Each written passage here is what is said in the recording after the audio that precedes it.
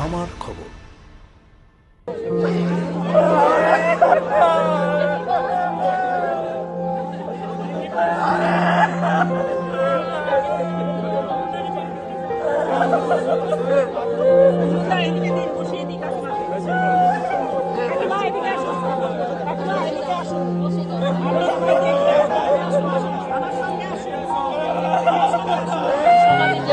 মৃত্যুর পরেও একটা ছাপ রেখে গেলেন বোলপুরের বাসিন্দা শোভা ভকত। তার মৃত্যুতে শোকাহত আত্মীয় স্বজন, পাড়া প্রতিবেশী সকলেই। তবে এমন আদর্শের জন্য গর্বিত তার পরিবারের মানুষজন। কিডনির সমস্যায় দীর্ঘদিন ভুগছিলেন। কিডনি প্রতিস্থাপনের জন্য ভর্তি হয়েছিলেন মুম্বাইয়ের একটি হাসপাতালে। সেখানে ইন্টারনাল হ্যামারেজে মৃত্যু হয়েছে তার। তবে আগে থেকেই দেহদানের অঙ্গীকার করা ছিল। কিডনি বিকল হলে কি হবে? তার শরীরে থাকা লিভার এবং ফুসফুস পেলেন অন্য রোগীর পরিবার। মাত্র ৫৮ বছর বয়সে শারীরিক অসুস্থতার কারণে চলে গেলেন শোভা দেবী। তবে দৃষ্টান্ত স্থাপন করে গেলেন। বরাবরই মানুষের কথা ভাবতেন। মৃত্যুতেও তার অন্যথা হলো না।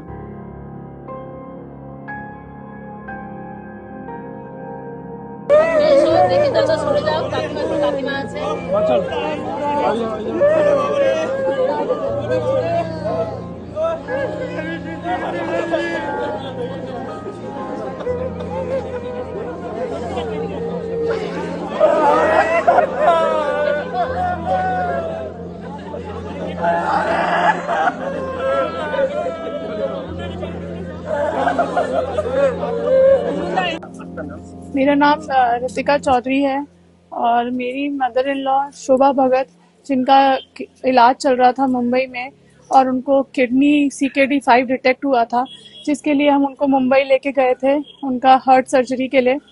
But because of unfortunate circumstances, brain haemorrhage की वजह से उनको डेड डिक्लेयर कर दिया गया।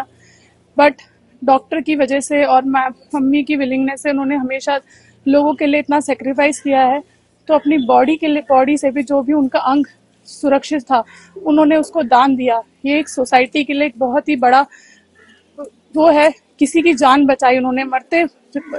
मरते बदम तक सोचा और मरने के बाद भी किसी को जान दिया। तो उन्होंने अपना लीवर एक बंदे को दिया जिसको डिस्क्लोज वो नहीं करते हैं, बट हमें अपनी मम्मी पे पूरा गर्व है और हम सबसे यही करेंगे कि जैसा उन्होंने किया सब लोग ऐसा करें, सोसाइटी के लिए सोचें और हमारे देश के बारे में लोगों को जिनको इसकी जरूरत है उसको आगे बढ़ाएं। অ্যাকচুয়ালি সন্দীপ ভকত আমাদের ক্লাসমেট, আমরা একসঙ্গে স্কুলে পড়েছি এবং ওর মিসেস শোভা ভকত, ও দীর্ঘদিন সুগারের পেশেন্ট ছিল। তার সঙ্গে আরো আনুষঙ্গিক অনেক কিছু সমস্যা ছিল, চোখের সমস্যা ছিল। ওর আস্তে আস্তে ক্রিয়েটিনটা বাড়ে, মানে কিডনির সমস্যা শুরু হয় সুগার থেকে। এবং তারপরে ও কিডনি ট্রান্সপ্লান্টের জন্য, ওর যেহেতু ছেলে নেভিতে চাকরি করে, বর্তমান পোস্টিং বোম্বেতে, সেই জন্য ও নেভিতে থাকার দরুন ওর চিকিৎসা, ওর মায়ের চিকিৎসার জন্য ও রিলায়েন্সে ভর্তি করেছিল, রিলায়েন্স হসপিটালে বোম্বেতে ভর্তি করেছিল। এবং সেখানেই ওর অর্গান মানে অ্যাকচুয়ালি ওর কিডনি ট্রান্সপ্লান্টের জন্য চলছিল ব্যবস্থা আর কি। তো যেদিন ওর ভর্তি হয়ে গেছিল, তার পরের দিন ওর কিডনি ট্রান্সপ্লান্ট হওয়ার কথা ছিল, কিন্তু ইতিমধ্যে ভর্তি থাকাকালীনই হঠাৎ করে ওর ইন্টারনাল হ্যামারেজ হয় ব্রেনে, এবং ও আস্তে আস্তে সেখান থেকে আর ফিরে আসতে পারেনি এবং ও এক্সপায়ার করে।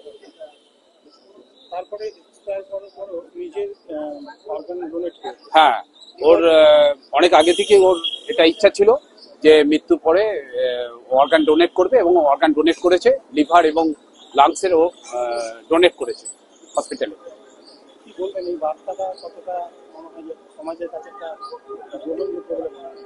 এটা তো একটা শিক্ষামূলক বার্তা, এবং মানুষের সাহায্যে যদি এগিয়ে আসতে পারে তাহলে সমাজেরই উপকার হয়।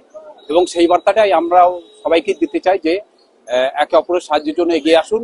এবং মৃত্যুর পরে অর্গান ট্রান্সপ্ল্যান্টের একটা আমাদের একটা যুগান্তকারী একটা সেটাতে সবাই যদি এগিয়ে আসে তাহলে অনেক অর্গান যে ক্রাইসিসটা, সেই ক্রাইসিসটা অনেকটাই মিটে যাবে আগামী দিনে।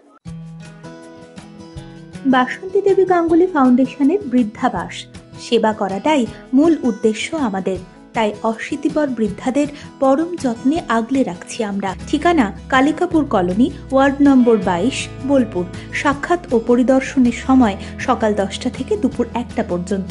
বিস্তারিত জানতে 7063472820 এই নম্বরে যোগাযোগ করুন। দেখতে চোখ রাখুন আমাদের ফেসবুক ও ইউটিউব চ্যানেলে।